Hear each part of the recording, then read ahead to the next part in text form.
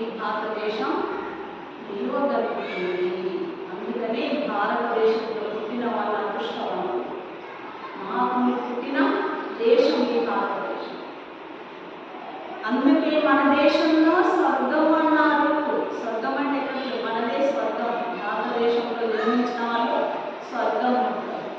మిగతా దేశాలలో అవి పాతాళం.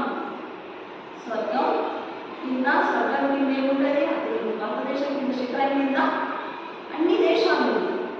అది పాతాళం. పాతాళం ఇప్పుడు ఇది స్వర్గం. ఈ కర్మేంద్రియాలన్నీ కిందియే కదా, జ్ఞానేంద్రియాలే పైన ఉంటాయి. అందుకని మన భారతదేశాన్ని జ్ఞాపకుల పైన శిఖరం అని అంటాం. మనకు ఇది శిఖరం భారతదేశం. ఆ స్వర్గంలోనే మనం అందరం ఉన్నాము. భారతదేశ స్వర్గంలోనే ఇంతటి శక్తి ఎక్కడా లేదు. ఇంతటి శక్తి ఎక్కడా లేదు. కేవలం మన భారతదేశమే ముఖ్యమైనది. జ్ఞాననిధి ఇక్కడనే ఉంది. సంతు మహాత్ముల జ్ఞాననిధి ఎక్కడ ఉంది? మన భారతదేశంలో ఉంది. మన భారతదేశ జ్ఞాననిధి కోసం, జ్ఞానం కోసం ఎన్నో గ్రంథాలు మన భారతదేశంలో ఇతర దేశాలు దండెత్తి రావడం జరిగింది. ఎన్నోసార్లు దండెత్తారు. దండెత్తి ఏం తీసుకుపోయాడు? కథాలు తీసుకోలేదు, గ్రంథాలు తీసుకోపోయాడు.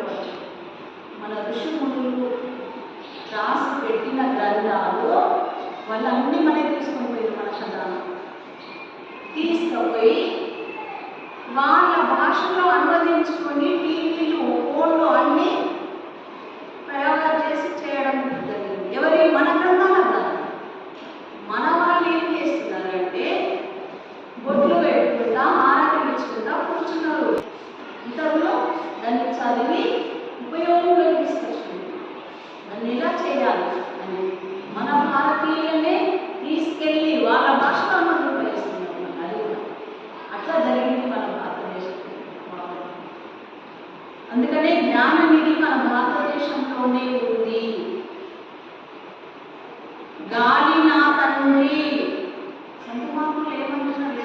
బాబా ఏమంటారు? గాలి, వాయువు నా తండ్రి, భూమి నా తల్లి.